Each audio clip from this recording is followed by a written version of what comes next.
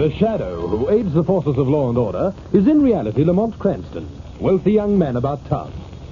Years ago in the Orient, Cranston learnt a strange and mysterious secret. The hypnotic power to cloud men's minds so they cannot see him. Cranston's friend and companion, the lovely Margo Lane, is the only person who knows to whom the voice of the invisible shadow belongs. Today's drama, The Case of the Burning Skull.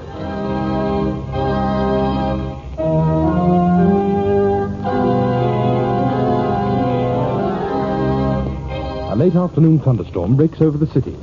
As the streets empty and everyone runs for cover, two men collide as they dash into the shelter of a small doorway. Oh, sorry. Oh, that's all right. Cranston. Lamont Cranston. Hi, it's Steve Grant. Hello, Steve. Oh, if this isn't the strangest coincidence. Haven't seen you for ages, Steve.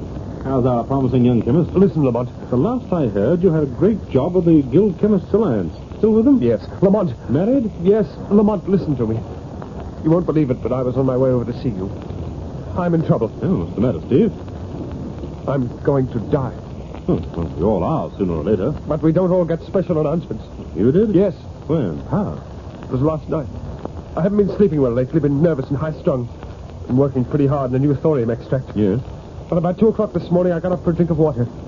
I went into the bathroom, turned on the tap, and then... Go on. I saw a burning skull staring at me. You what? I hadn't bothered putting on the lights. In the darkness, I saw a hideous burning skull grinning at me, pale and flickering, burning a dull green in the blackness. Yes? It was a terrible shock. I suppose I must have fainted. When I recovered, it was gone. But I knew it was a warning. Now, look here, Steve. You should realize that the obvious fact of the matter is that you're tired, overworked, possibly headed for a nervous breakdown. It was a presentiment, Lamont, a warning. It was an hallucination. Now, you pay attention to your Uncle Lamont. You want my advice? Oh, yes. Now, here's the address of a friend of mine, Dr. Neil Harrison. He specializes in your kind of case. Too much work and too much imagination. You go and see him at once. Then you don't think that skull... My dear Steve, the most horrible presentiment in the world can be dispelled with bicarbonate of soda and 2 weeks in the country. I know.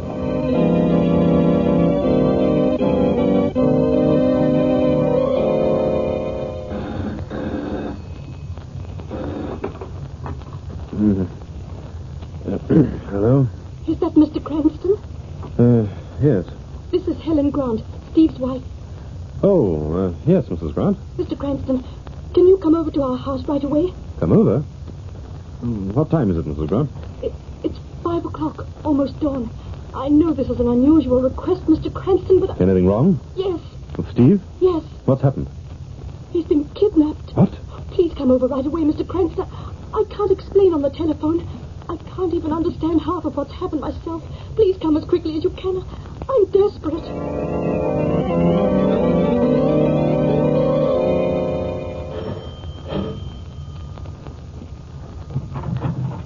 Oh, Mr. Cranston, I'm so glad you're here. I've been half out of my mind with worry. No, Mrs. Grant. Suppose I come in and you tell me all about it. Yes, you come in. Please sit down, Mr. Cranston. Thank you. Now, Mrs. Grant, from the beginning. Well, it was about midnight. I'd gone to bed and had been asleep a few hours. Suddenly, I awoke. I'd heard a sound, an awful sound. What was it? It was a kind of sobbing. Seemed to come from Steve's bedroom across the hall. What did you do? I got up and went to the door of my room. I opened it. It was dark in the house. In the blackness, I saw... What? A burning skull. You're sure of that? Yes, it was just a little distance away. It was coming out of Steve's room, floating in the air, burned with a green, flickering flame. Oh, it was ghastly. What did you do? I screamed, and I fainted. When I came to, it was gone. I rushed into Steve's room to tell him. Steve was gone, too. I see. All his clothes were still in his room, everything. He hadn't packed and left. It's obvious he was taken away. Taken by that horrible skull. We're going to find Steve, Mrs. Grant.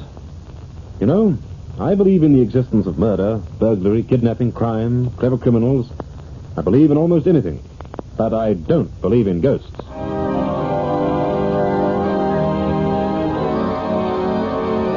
Well, this is a lovely crime to serve me early in the morning, Cranston. What in the blazes do you do? Do you sit up all night working out crazy cases to worry me with? I haven't enough imagination to invent anything like this, Commissioner. Yeah, well, what about you, Miss Lane? Do you believe in this ghost story? I don't know yet. I want to hear the rest of the story. That's all there is to it. First, Grant came to me with his story about burning skull, and then Mrs. Grant. Was it a kidnapping, Lamont? Perhaps. I've gone over Steve's room. All his clothes are there, his shoes, everything. Most important, his passport was there, licenses, checkbook, everything. What's that supposed to prove? Nothing much, except the fact that Grant doesn't seem to have walked out of the house voluntarily. A man might think up an ingenious plan like this to leave his wife, but he doesn't leave all his money and papers and important documents behind. Yes, that's right. But what about the sobbing noise Mrs. Grant heard?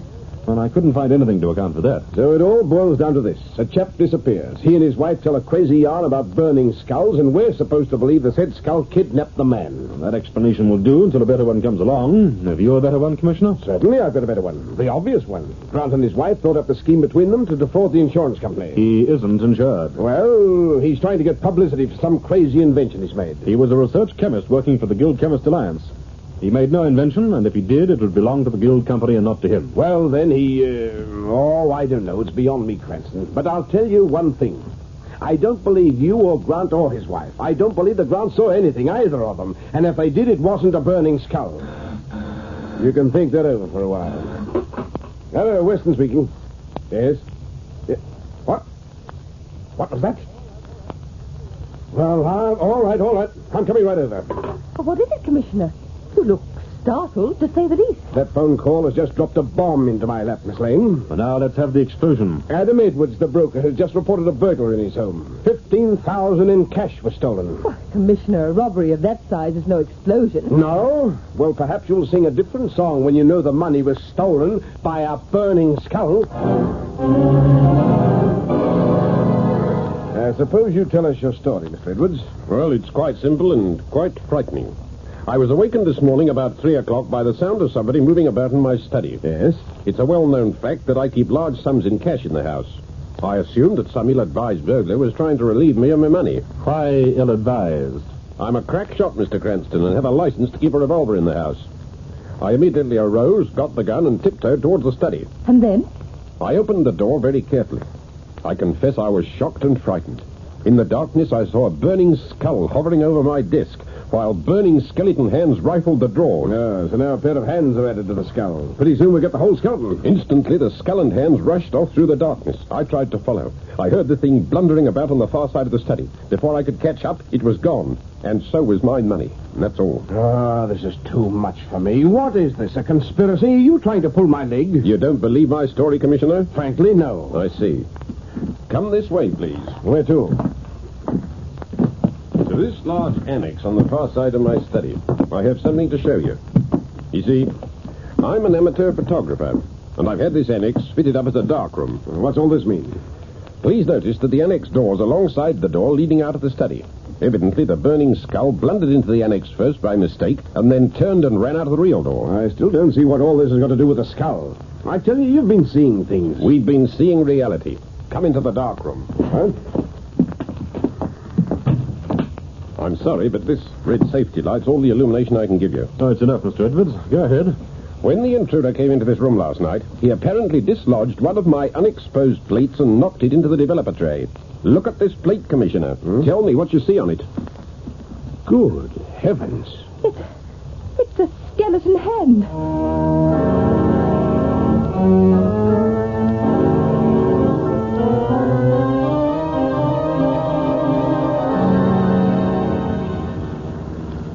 Well, this is a fine thing, Mr. Cranston. A fine thing indeed. What's worrying you, Margo? What's worrying me? That's the question I've been wanting to ask you. You sit around all day as though it were gloomy Sunday. I was thinking... No, I was worrying about the burning skull. Suddenly at 7 o'clock tonight, you announce we're going for a drive. Where? To visit a friend. Why? To pick up a clue on this case. Who's the friend? Dr. Neil Harrison. I sent Steve Grant to see him yesterday afternoon.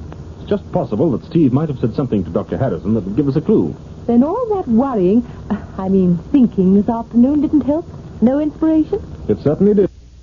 Right now, the fire of inspiration needs a little more coal. To be shoveled on by Lamont Cranston, stoker. No, Lamont Cranston, Shadow.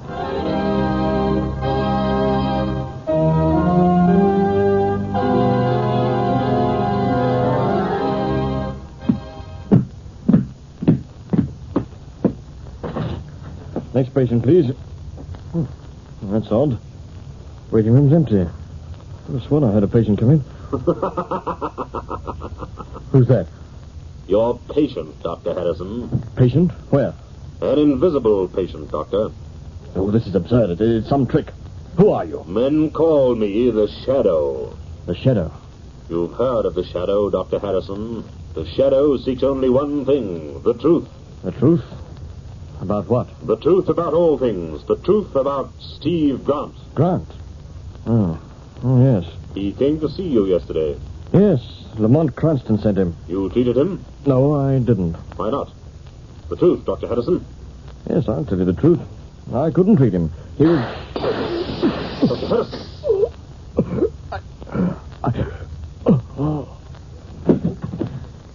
He's dead. Shot by somebody from outside that window.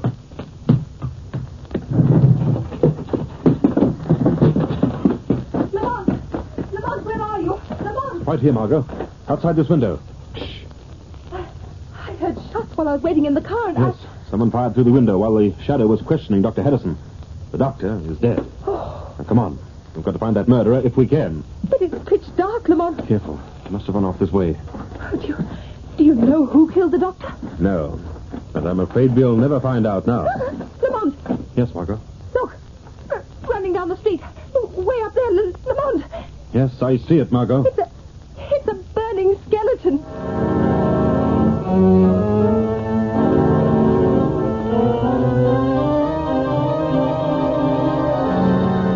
What is the mystery of the burning skeleton? Listen for exciting developments in part 2 of tonight's Shadow story.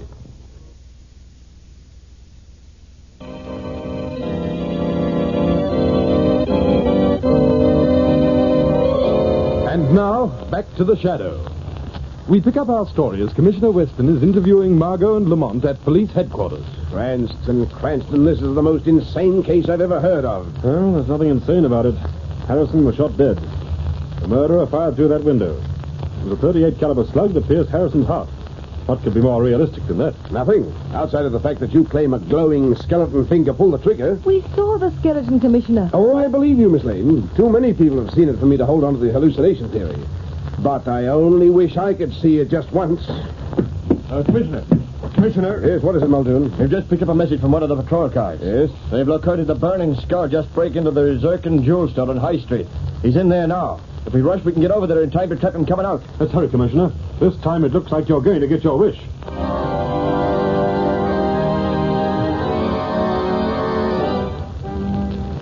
Where is this Zircon Jewel store? How much further, Muldoon? Oh, just around the next corner, Commissioner. I only hope we're in time. Yes, I wouldn't want the Commissioner to lose the pleasure of meeting our skeleton friend. Easy, Muldoon, easy. We're not supposed to arrive with a brass band announcing us. Go a little more, then stop. We'll walk the rest of the way. Yes, sir. I can see the police patrol car up ahead. Then the skeleton must still be inside the store. All right, stop here, Muldoon. Yes, sir.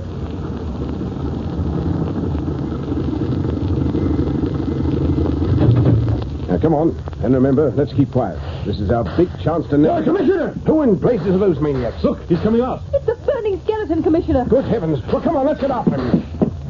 Grab him, you men. Don't let him get away. They're shooting wild, Commissioner. Now, I can't blame him at all, the saints preserve me. But that's a nasty thing to be seen in the dark. He's getting away. Faster. It's no use, Commissioner. We'll never get him. No one will ever get him. Now, don't start any superstitious nonsense, Muldoon. Muldoon's right, Commissioner. The skeleton's vanished. We couldn't hold him, sir. We did the best we could. He got O'Brien. This is a fine thing. What's the matter with you? Are you a lot of babies afraid of skeletons? All right, then. Let's get back to the Zircon store and see how much the skeleton got away with this time. Wait. All right, what now? Apparently our thief did not get away with all he took. Look on the ground there. Lamont, there's 3 unset diamond brilliants. I've got them. Here you are, Commissioner. Hold. Smoke. What's the matter? Have a close look at these diamonds. Look at the color. Color? They've turned blood red.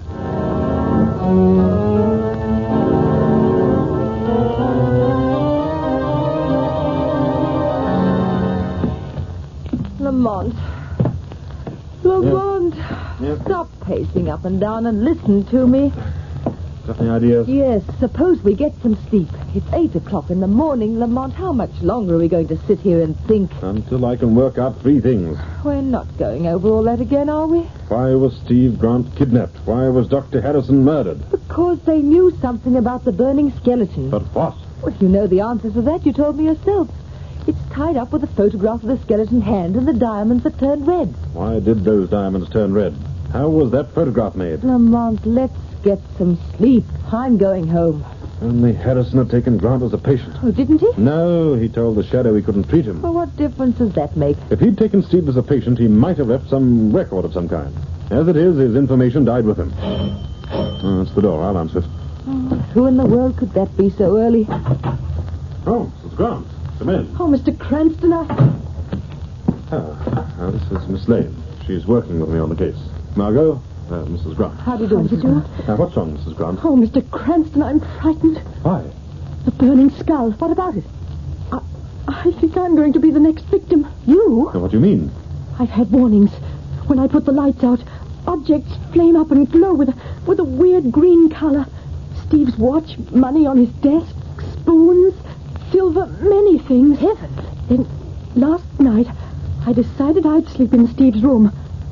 I thought if the burning skull came back, I'd be waiting. Well, did you see it? Did it come back? I didn't see it, but I know it was in the room. How do you know?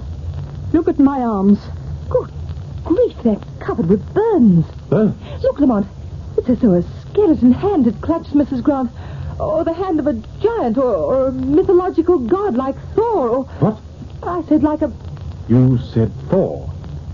Thor, what an idiot I've been. Steve practically told me the answer to this case when I first met him. What do you mean, Lamont? I mean, I know all about the burning skeleton. Come on, Mrs. Grant. We're going to police headquarters right away.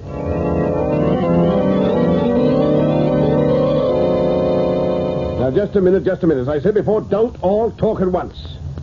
All right, then. Now, what do you want me to do about Mrs. Grant, Cranston? Here's the idea. You're to take Mrs. Grant into protective custody. It's to be kept secret. Why? You'll find out soon enough. At 6 o'clock tonight, I want you to give this news item to the paper. I've written it out for you. Oh, Cranston, break it down a bit, will you? Look, you're making me dizzy. Now, listen, Commissioner. Do you want to get your hands on the burning skeleton? What a question. Then do exactly what I've told you. And what in blazes are you going to do? I'm going to trap the burning skeleton.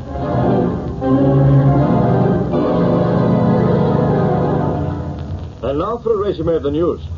In an attempt to protect the wife of Steve Grant, the police have taken Mrs. Grant into protective custody. She's being held under close guard at the old mansion house outside the city. There, in a lonely building set in lonely fields, the widow of Steve Grant wonders about the fate of her husband and the strange burning skeleton that was his doom. Turn it off, Margo. That's fine. Now, what time is it? 8 o'clock. And our skeleton has known the news for 2 hours. We'll be here soon. Here at the mansion house? Correct. Under the misapprehension that Mrs. Grant is here, too. But he's only going to find us. Just the 2 of us. The 3 of us. You're forgetting the Shadow. Oh. But look here, shouldn't you be the Shadow now? Suppose our burning skeleton walks in unexpectedly. He can't. We'll have plenty of warning of his coming. I've run a circuit of electricity in a circle around the field surrounding this house. But how will that warn us? There are 4 concentric rings circling this house, Margo. Each is made of a single wire carrying enough current to signal when the skeleton steps over.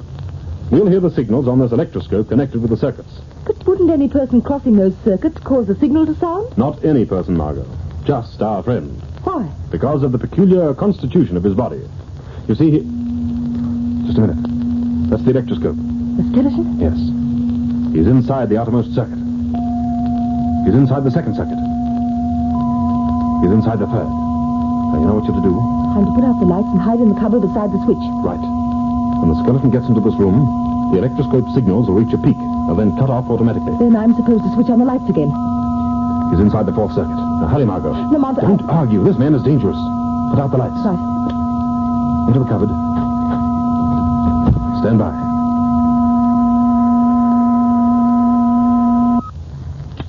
What's that? Who's there? Don't move. Good evening, Steve Grant. Who's that? The Shadow. Shadow? I can't see you. No man sees the Shadow, but all men see you, skeleton. You know Shadow. The shadow knows everything. You were a foolish man, Grant. A fool. I was desperate. When Dr. Harrison told me I'd caught radium poisoning, that the salts were in my blood and bones, that there was no cure, that there was death waiting 2 months off. You sought to revenge yourself on the world. No, I thought only of my wife. She had nothing. There was no money, no insurance, nothing. I had to raise something for her. I couldn't leave her penniless. You had no right to rob. There was no other way to raise money. You had no right to murder. There was no other way to keep my secret. I couldn't let her discover her husband was a thief. She'd never have kept the money I was raising for her. You were insane. I was desperate. Oh, for heaven's sake, you can't betray me. The shadow seeks justice. Justice. There will be justice for your wife. There must be justice for those you have robbed and those you have killed. No. Now, listen, I'm going to die anyway. I'll pay for the deaths, pay with my own. There must be justice, Grant. You'll never take me. I warn you, I've killed before. I'm not afraid to kill now. You're mad, Grant. You must pay in full. No!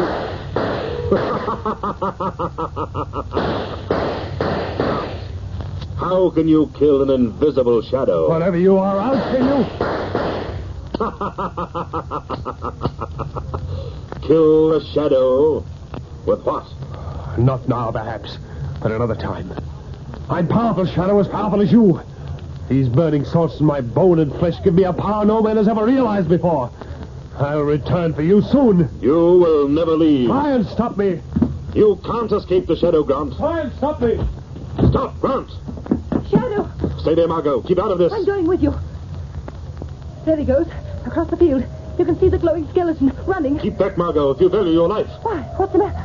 Grant is running towards the high-tension wires on the road. If he gets too close to that tremendous current, stop, Grant. Stop running. No one will ever stop me. No one will ever stop me. If you value your life, don't move another step. Stop. Shadow, He's dead.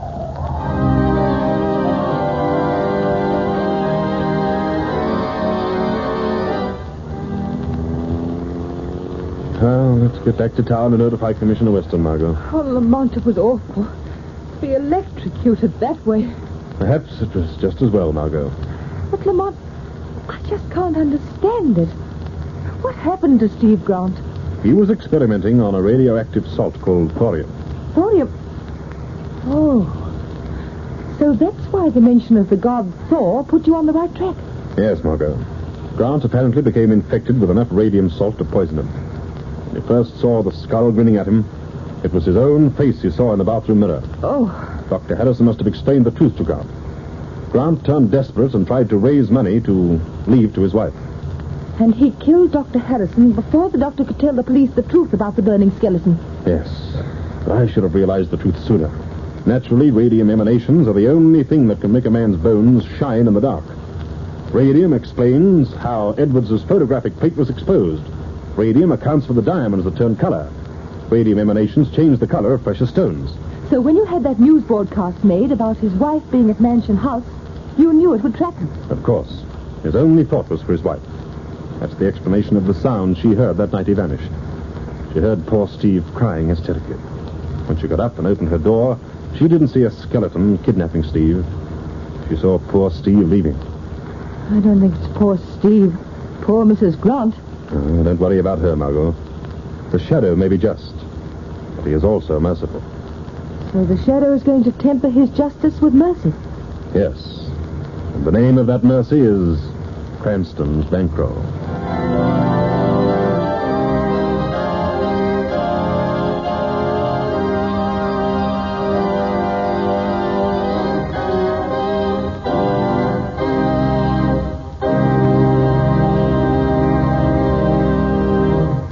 In a moment, I shall return with further news of The Shadow.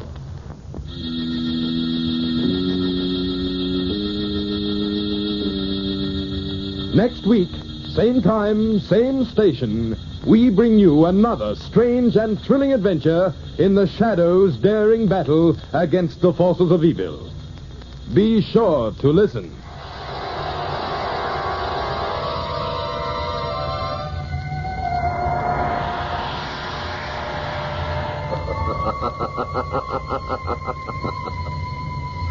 As you sow evil, so shall you reap evil. Crime does not pay, The shadow knows.